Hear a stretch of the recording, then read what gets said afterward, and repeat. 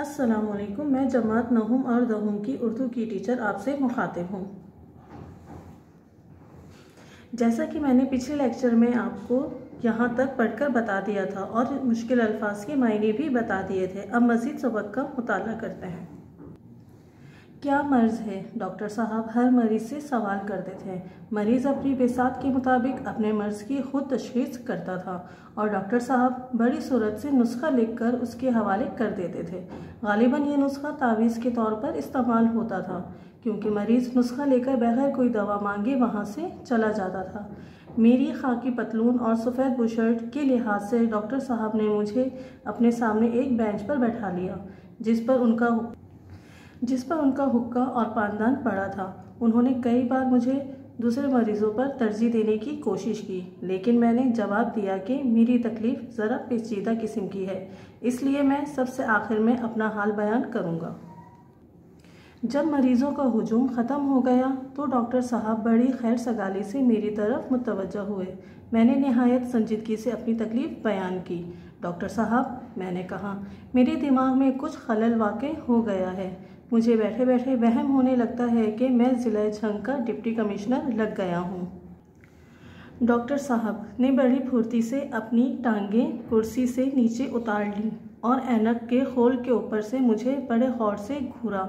जब उन्हें अच्छी तरह इत्मीनान हो गया कि मेरी तराश खराश और वज़ाकता में डिप्टी कमिश्नर की कोई अलामत मौजूद नहीं है, तो वो फिर कुर्सी पर उकड़ू बैठ गए और एक कागज़ घुटने पर रख के गालिबन नुस्खा लिखने में मशगूल हो गए।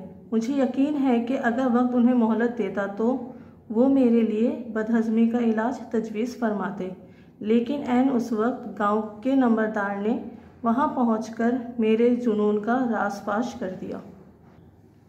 डॉक्टर साहब बेतहाशा भागकर अपने क्वार्टर में गए और कुछ देर के बाद बनियान के ऊपर शेरवानी पहने और हाथ में स्टेथोस्कोप लेकर बरामद हुए। अब उन्होंने खालिस अफसराना अंदाज में मेरी तशरीफ़ आवरी पर अपनी खुशनुदी का इजहार फरमाया और मुझे अस्पताल का मुआयना करने की दावत दी। मैंने भी बड़ी वज़ादारी से डिस्पेंसरी का मुआयना किया, जिसमें tincture iodine, soda bicarb, aspirin और बड़ी बड़ी बोतलों में कई दिन के बासी पानी के अलावा और कोई दवाई मौजूद ना थी। डॉक्टर साहब ने फरमाया कि डिस्ट्रिक्ट बोर्ड में अस्पताल का बजट तो बाकायदगी के साथ साल के शुरू में मंजूर हो जाता है, लेकिन दवाइयों का स्टॉक अक्सर साल के आखिर में या बाज़ औक़ात अगले साल मौसूल होता है। डॉक्टर साहब को यकीन था कि इस ताख़ीर का अस्पताल के हर दिल अजीज़ी या अफादियत पर हरगिज़ कोई बुरा असर नहीं पड़ता था, क्योंकि दवाइयाँ मौजूद हों या ना हों, मरीज़ बहरहाल आते ही रहते थे।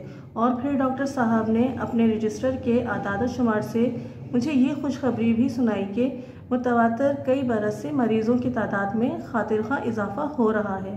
डॉक्टर साहब इस मकाम पर पूरे 9 बरस से मसीहाई फरमा रहे थे।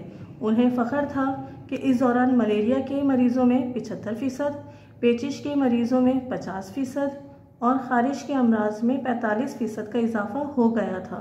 डिस्पेंसरी का आखिरी मुआयना सन 1931 में हुआ था। डॉक्टर साहब ने मुझे अस्पताल के इंडोर वार्ड भी दिखाया, जिसमें गालिबन उनकी भैंस बांधी जाती थी, क्योंकि एक कोने में ताज़ा गोबर के निशान थे जिन्हें अभी अभी साफ़ किया गया था। मुआयने के बाद डॉक्टर साहब ने मुझे विजिटर्स बुक पेश की कि मैं इसमें अपनी राय का इजहार करूं। मैंने फिलबदी अर्ज़ किया, दुनियाई तिब में यह अस्पताल संगे मील की हैसियत रखता है। यहाँ पर दवाइयों की जगह नुस्खों से इलाज किया जाता है और मरीज़ों की तादाद रोज़ अफजू तरक्की पर है। अस्पताल में दाखिल होने वाले मरीज़ों के लिए भैंस के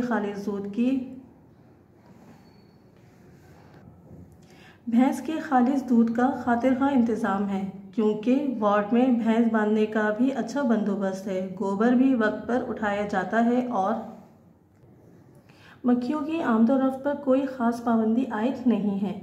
चंद माह बाद जब मैं दोबारा इसी डिस्पेंसरी को देखने गया तो वार्ड में डॉक्टर साहब की भैंस तो बदस्तूर बंधी हुई थी, लेकिन विजिटर्स बुक के जिस वर्ग पर मेरे पहले मुआयने की राय दर्ज थी वो गायब था। मुश्किल अल्फाज के मायने देखिए: बिसात, हैसियत, तशख़ीस, मर्ज़ पहचानना, तरजीह, अव्वलियत, पेचीदा, मुश्किल। खैर सगाली, अच्छे जज्बात का पैगाम। खलल, रुकावट डालना। वज़ाक़ता, शक्लो सूरत। जुनून, पागलपन। राज़फाश, राज खोल देना। क्वार्टर, रहने की जगह। वज़ादारी, बावकार तरीके से। हरदिल अज़ीज़ी, पसंदीदगी। अफ़ादियत, फ़ायदा। मुतवातिर, मुसलसल। खातिर ख़ां, मर्ज़ी के मुताबिक। मसीहाई, इलाज। फिलबदी, फ़ौरन। संगे मील, निशाने राह। रोज़ अफ़ज़ू, रोज़ाना बढ़ने वाला। आमदोरफ्त, आना जाना। ये सबक कुदरतुल्लाह शिहाब की आप बीती शिहाबनामा से लिया गया है। इस सबक में मुसन्निफ़ हल्के फुल्के तंज़ी अंदाज में सरकारी इदारों की ज़बूहाली और सरकारी एहलकारों की नाअहली बयान करते हुए ज़िला झंग के दूर उफ्तादा गाँव की एक सरकारी डिस्पेंसरी के दौरे का जिक्र करते हैं। इस दौरे में उन्होंने जो कुछ देखा वही इस सबक में बयान कर दिया। उम्मीद है आपने दिया गया काम अब तक मुकम्मल कर लिया होगा। मज़ीद सवालात के जवाबात मैं आपको इस लेक्चर में बता रही हूँ। तारीख़। सवाल नंबर 5, मुसन्निफ़ ने अस्पताल के इंडोर वार्ड को कैसा पाया था? जवाब, मुसन्निफ़ ने अस्पताल के इंडोर वार्ड का मुआयना करने के बाद ये अंदाज़ा बखूबी लगा लिया कि यहाँ भैंस बांधी जाती है, क्योंकि एक कोने में ताज़ा गोबर के निशान थे जिन्हें थोड़ी देर पहले ही साफ़ किया गया था। सवाल नंबर 6, गांव के नंबरदार के बताने पर डॉक्टर साहब का क्या रद्द अमल था? जवाब, गांव के नंबरदार के बताने पर डॉक्टर साहब बेतहाशा भागकर अपने क्वार्टर में गए और कुछ देर बाद बनियान के ऊपर शेरवानी पहने और हाथ में स्टेथोस्कोप लेकर बरामद हुए। मरकज़ी ख़याल। इस आप बीती का मरकज़ी ख़याल ये है कि इंसान ओहदे की कदर करता है, इंसान की नहीं, चाहे वो किसी भी दर्जे का आदमी हो। इस आप बीती में कुदरतुल्लाह शिहाब ने एक डॉक्टर जो कि मसीहा होता है उसकी असलियत समझाई है कि वो डिस्पेंसरी और मरीज़ों के साथ कितनी गैर ज़िम्मेदारी का मुज़ाहरा करता है और अचानक मुआयना होने पर किस तरह अपनी पर्दापोशी करता है। सवाल नंबर 1 मुकम्मल हो गया है। सवाल नंबर 2, दर्ज अल्फाज अपने जुमलों में इस्तेमाल कीजिए। खंदा पेशानी, हिकमत, दूर उफ्तादा, सूरत, खुशनुदी, फिलबदी। अल्फाज जुमले। नंबर 1, खंदा पेशानी, मुस्कुराता हुआ चेहरा। हुजूर अकरम सल्लल्लाहु अलैहि वसल्लम हर किसी से खंदा पेशानी से मिलते थे। नंबर 2, हिकमत, दनाई। उस्ताद साहब ने बड़ी हिकमत से अपने दोनों शागिर्दों का झगड़ा ख़त्म करवा दिया। नंबर 3, दूर उफ्तादा, बहुत दूर। पाकिस्तान के दूर उफ्तादा इलाकों में सहूलियात की फराहमी हुकूमत की ज़िम्मेदारी है। नंबर 4, सूरत, तेज़ी। अहमद ने बड़ी सूरत से गिरते हुए बच्चे को पकड़ लिया। नंबर 5, खुशनुदी, खुशी, रज़ामंदी। अच्छे और नेक काम करने से अल्लाह की खुशनुदी हासिल होती है। नंबर 6, फिलबदी, बरजस्ता, फ़ौरन। असलम ने फिलबदी बहाना बनाकर स्कूल से छुट्टी ले ली।